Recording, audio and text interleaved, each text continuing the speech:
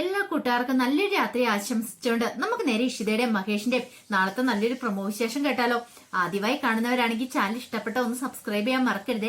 Video ഇഷ്ടപ്പെടുവാണെങ്കിൽ like ചെയ്യാനും മറക്കരുത് കേട്ടോ. നമ്മുടെ മുന്നോട്ടുള്ള യാത്രയിൽ നിങ്ങളുടെ സപ്പോർട്ട് ലൈക്കുമാണ് നമുക്ക് ഏറ്റവും കൂടുതൽ പ്രചോദനമായി മാറിക്കൊണ്ടിരിക്കണേ. അപ്പൊ നമുക്ക് നേരെ നമ്മുടെ വിശേഷത്തിലേക്ക് അങ്ങോട്ട് പോയാലോ. അങ്ങനെ ഇന്നത്തെ വിശേഷം നമ്മൾ കണ്ടു. ഇഷിതയും മഹേഷും ഒക്കെ ഭയങ്കര സന്തോഷത്തോട് കൂട്ടാണ് വീട്ടിലേക്ക് വരുന്നത്. ചെറിയ സന്തോഷമൊന്നുമല്ല, അവരുടെ കാത്തിരിപ്പിന് അങ്ങനെ അവസാനം ഉണ്ടാവുകയാണ്.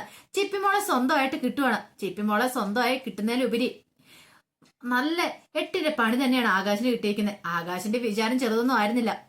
താനിപ്പൊ കള്ളത്തരം പറഞ്ഞ് ചിപ്പിമോളെ കൊണ്ട് അവിടെ അങ്ങനെ കോടതിയെ പറയിപ്പിച്ചിട്ടുണ്ടെങ്കിൽ കോടതി അവിടെ വിശ്വസിക്കും തനിക്കും രചനയ്ക്കും ചിപ്പിമോളെ കിട്ടുമെന്നൊക്കെയായിരുന്നു. പക്ഷെ എല്ലാ പ്രതീക്ഷകളും താർന്നു പോയല്ലോ. അങ്ങനെ കാറിൽ കയറി കൊണ്ട് വരണ സമയത്ത് ഇഷിതയോട് മഹേഷ് പറഞ്ഞു, ഒരു പക്ഷേങ്കില് ആകാശ് ഒരിക്കലും വിചാരിച്ച കാര്യമായിരുന്നിരിക്കില്ല അത്. ചിപ്പിമോളെ ഭയപ്പെടുത്തി കഴിഞ്ഞിട്ടുണ്ടെങ്കിൽ ചിപ്പിമോളെ സ്വന്തമാക്കാന്ന് ചില തീരുമാനങ്ങളൊക്കെ അയാളുടെ മനസ്സിലുണ്ടായിരുന്നു, അതായിരിക്കും എന്ന് പറയാം. ഇഷിത പറഞ്ഞു, ഞാൻ അപ്പോഴേ പറഞ്ഞില്ലേ, ചിപ്പിമോളുടെ മുഖത്ത് ഞാനൊരു ടെൻഷൻ കണ്ടതാ, ഒരു പേടി കണ്ടതാ. എനിക്ക് അപ്പോഴേ അറിയായിരുന്നു അവര് ഭീഷണിപ്പെടുത്തി വെച്ചിട്ടുണ്ടെന്ന് കുഞ്ഞിനെ. പക്ഷെ കൃത്യസമയത്ത് തന്നെ ജഡ്ജി ഇടപെട്ടുകൊണ്ടാ നമുക്ക് ചിപ്പിമോളെ കിട്ടിയെന്ന് പറയാം. മഹേഷ് പറഞ്ഞു, ഇനിയിപ്പോ സമാധാനമായി. ഇനിയിപ്പോ ഒരു കാരണവശാലും ചിപ്പിമോളുടെ അവകാശം പറഞ്ഞ് അവൾക്ക് വരാൻ പറ്റില്ലല്ലോ എന്ന് പറയാം. ഇഷിത പറഞ്ഞു, ഒരു പക്ഷെങ്കിൽ ചിപ്പിമോൾ ഇല്ലായിരുന്നെങ്കിൽ ഇന്നിപ്പം നമ്മൾ രണ്ടുപേരും കൂടെ വേറെ പിരിഞ്ഞാനും നമുക്ക് പിന്നെ മുന്നോട്ടൊരു ജീവിതം ഉണ്ടാകത്തില്ലായിരുന്നു പറയാം.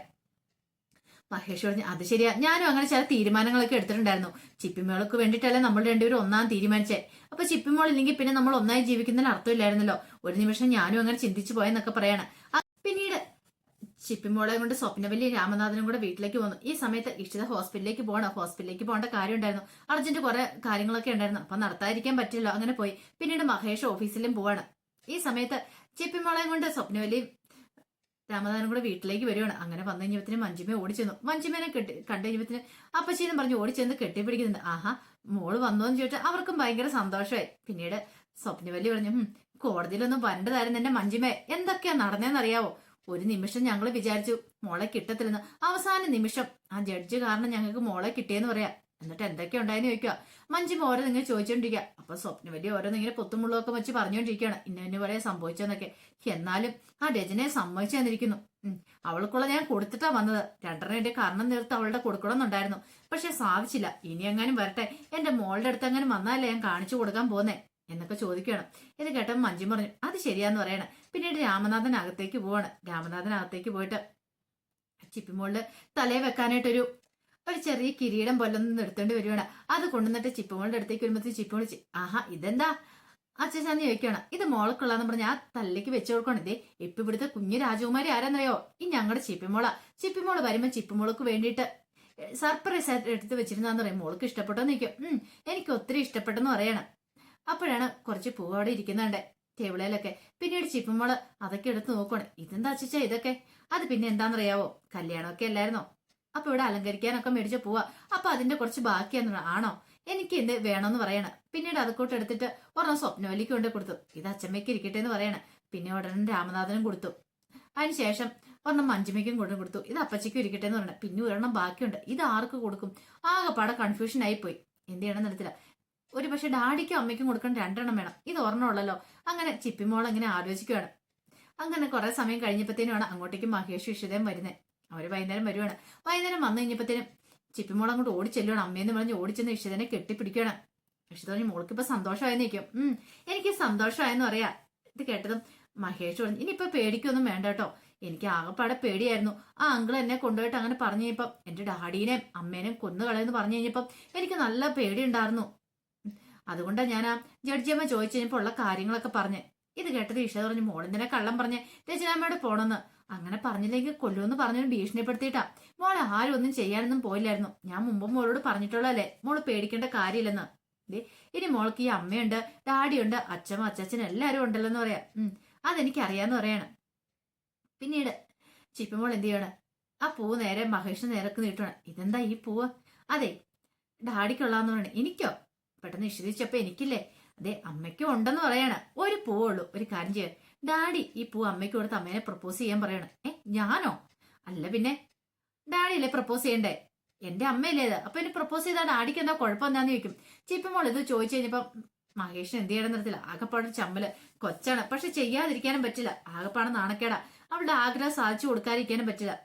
ഈ സമയം ഇഷിത മഹേഷിനൊന്ന് നോക്കുവാണ്. പിന്നീട് മഹേഷ് രണ്ടും കൽപ്പിച്ച് അവിടെ മുട്ട കുത്തി നിന്നിട്ട് വലിയ മാരിമീന്ന് അങ്ങനെ പറയുന്ന പോലൊക്കെ തന്നെ പ്രപ്പോസ് ചെയ്യുന്നുണ്ട്. പ്രപ്പോസ് ചെയ്യാനായിട്ടായിരുന്നു പറഞ്ഞിരുന്നത്. ഇത് കേട്ടും കണ്ടു കഴിഞ്ഞപ്പോഴത്തേനും ചിപ്പിമോൾക്ക് ഭയങ്കര സന്തോഷമായി. ചിപ്പിമോള് കൈകൊട്ടി ചിരിക്കുകയാണ്. അപ്പൊ ബാക്കി എല്ലാവരും കൂടെ സന്തോഷത്തോടെ ചിരിക്കുന്നുണ്ട്. പിന്നീട് ഇഷ്ട ഒരു കാര്യം ചെയ്യാം, മോളെന്നോടെ അപ്പുറത്തെ അതെ അവ വീട്ടിൽ വരെ വരുന്നില്ലേന്ന് ചോദിക്കണം. ഇത് കേട്ട് കഴിഞ്ഞപ്പോ ചിപ്പിമോള് പറഞ്ഞു ഞാൻ വരാന്ന് പറയണം. കാരണം ചിപ്പിമോളെ ഒന്നുകൊണ്ടേ കാണിക്കണമല്ലോ, മാഷിന്റെ അടുത്തും അതോടെ പ്രിയാമ്മയുടെ അടുത്തും കൊണ്ടേ കാണിക്കണമല്ലോ. ചിപ്പിമോള് വന്നിട്ട് പോയിട്ടേ ഉണ്ടായിരുന്നില്ല. അപ്പൊ ഇഷിത വന്നിട്ട് പോട്ടെ എന്ന് ഓർത്ത് ഇരിക്കുക. പിന്നീട് ഇഷിത സ്വപ്നവലിയോട് എന്നിട്ട് അമ്മ ഞാൻ ചിപ്പിമോളെ എന്ന് കൊണ്ടുപോയിട്ട് വരാന്ന് പറയണം. ശരിയെന്ന് പറയണം. സ്വപ്നവലിക്ക് എന്തോ ചിപ്പിമോളെ കിട്ടിയതോട് ഭയങ്കര ഒരു സന്തോഷമൊക്കെ ആയിട്ടുണ്ടായിരുന്നു. പക്ഷെ മഞ്ജുമ്മയ്ക്ക് അതും കൂടി ഇഷ്ടപ്പെട്ടില്ല. മഞ്ജു പറഞ്ഞു ഇപ്പൊ എന്തിനാ ചിപ്പിമോളെ കൊണ്ട് പോന്നെ? അത് പിന്നെ ചിപ്പിമോളെ അവർക്കും കാണാൻ ആഗ്രഹം കാണത്തില്ല. എന്തിനാ അവരെന്തിനാ ചിപ്പിമോളെ കാണുന്നേ? നീ എന്ത് വർത്താനോ മഞ്ജുമ്മയെ പറയണേ? ഒന്നും അറിയത്തില്ലാത്ത പോലെ ഇങ്ങനെയൊന്നും പറയില്ലെന്ന് പറയണം. മാഷ് പറഞ്ഞു മഞ്ജുമേ നീ എരുതയിൽ എണ്ണ ഒഴിക്കാൻ നോക്കല്ല, അറിയാലോന്ന് പറയണം. അങ്ങനെ ചിപ്പിമോളെ കൊണ്ട് അങ്ങോട്ട് ചെന്ന് കഴിഞ്ഞപ്പോഴത്തേനും മാഷിനും പ്രിയാമണിക്കും ഭയങ്കര സന്തോഷമായി. പ്രിയാമണി കുഞ്ഞിനെ നെഞ്ചോടി എടുത്ത് ഉമ്മ വെക്കുന്നുണ്ട്. സുമിത്ര വന്നിട്ട് പറഞ്ഞു ഇപ്പൊ സന്തോഷമായി ഇഷ്ടദേശിക്കല്ലേന്ന് ചോദിക്കാം. അതെ, അല്ല ഇത്രയും ദിവസം എന്തായിരുന്നു കുഞ്ഞിനെ കിട്ടത്തില്ലെന്നൊക്കെ പറഞ്ഞിട്ട് എന്തൊരു സങ്കടവും വിഷമൊക്കെ ആയിരുന്നു. ഇപ്പോഴെല്ലാ വേദനകളും മാറിയില്ലെന്ന് ചോദിക്കാം. പിന്നീട് കോടതി നടന്ന കാര്യങ്ങളല്ലേ ഇഷിത പറയാ. ഇതെല്ലാം കേട്ട് കഴിഞ്ഞപ്പോ സുമിത്ര പറഞ്ഞു എന്നാലും അവരെത്രയ്ക്ക് ദുഷ്ടയല്ലേ, അവരിങ്ങനെയൊക്കെ ചെയ്ത് നമ്മൾ പ്രതീക്ഷിച്ച കാര്യമാണെന്ന് ചോദിക്കാം. ഈ കുഞ്ഞിനെ ഭീഷണിപ്പെടുത്തിയത് ഞാനിക്കാണ് അവന്റെ കർണം തീർത്ത് രണ്ടെണ്ണം പൊട്ടിച്ചേനെന്ന് പ്രിയാമണി പറയാ. ഇനിയിപ്പൊ അതൊന്നും പറയേണ്ട കാര്യമില്ലമ്മേ, നടക്കേണ്ട കാര്യങ്ങളൊക്കെ നടന്നു, ഇനിയിപ്പൊ പേടിക്കേണ്ട കാര്യമൊന്നും ഇല്ലെന്ന് പറയാം.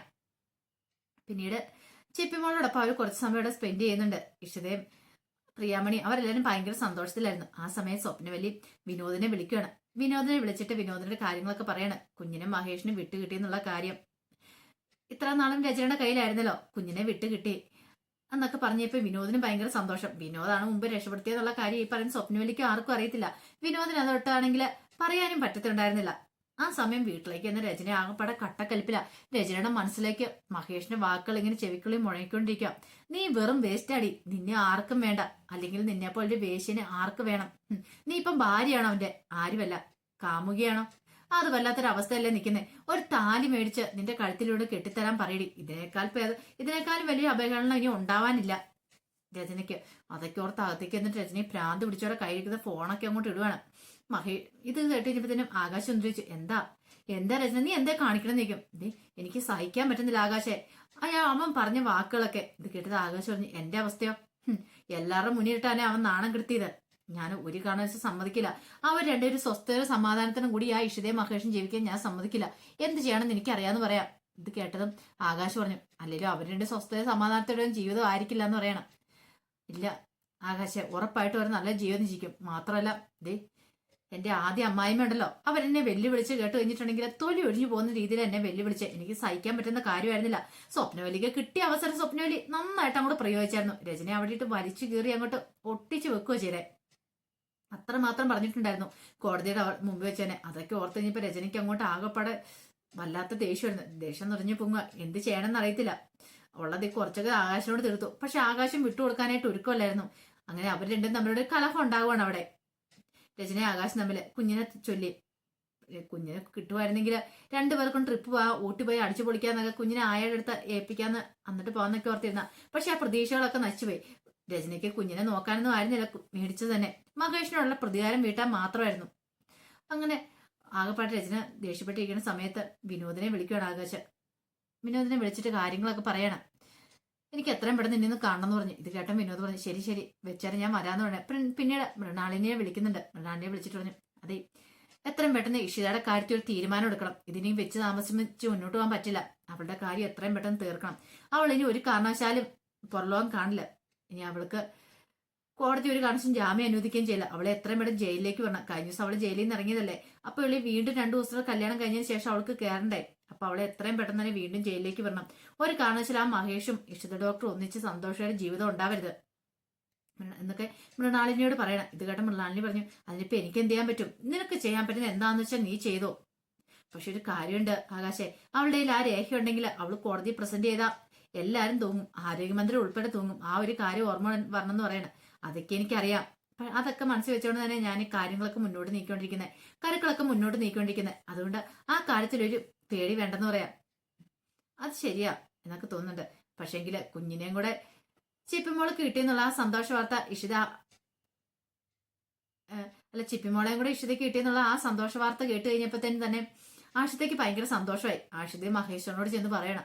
അത് കേട്ടോണ്ട് നമ്മൾ മനസ്സിനിക്കാണെങ്കിൽ വല്ലാത്തൊരു ബുദ്ധിമുട്ടായിരുന്നു. എന്ത് ചെയ്യണമെന്ന് അറിയത്തില്ല. പെട്ടെന്ന് മനസ്സിന് ചോദിച്ചു, ചിപ്പിമോളെ ഇഷിതയ്ക്ക് സ്വന്തമായിട്ട് കിട്ടിയെന്ന് വെക്കും. ഇത് കേട്ടപ്പോൾ ആഷിത പറഞ്ഞു, അതേമേ സ്വന്തമായിട്ട് കിട്ടിയെന്ന് പറയണം.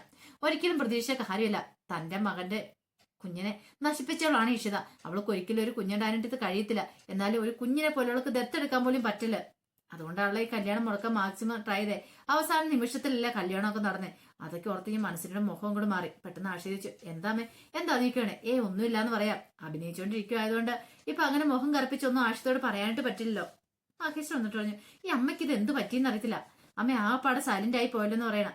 അതാ ഈശ്വരാട്ട എനിക്കും അറിയത്തില്ലാത്ത കാര്യം എന്താണെന്ന് അറിയത്തില്ലെന്ന് പറയാം. പക്ഷെ മനസ്സിലിരിപ്പ് വേറെ പലതാന്ന് മനസ്സിലേക്ക് മാത്രം അറിയത്തുള്ളൂ. ഇനി എന്തേലും ഉടനെ ചെയ്തില്ലെങ്കിൽ അവൾ ഇനിയിപ്പോ തല പൊക്കാൻ തുടങ്ങി. ഒരു കാരണവശാലും അത് പാടില്ല. എത്രയും പെട്ടെന്ന് എന്തെങ്കിലും ചെയ്യണം എന്നൊക്കെ മനസ്സിനെയും വിചാരിക്കുകയാണ്.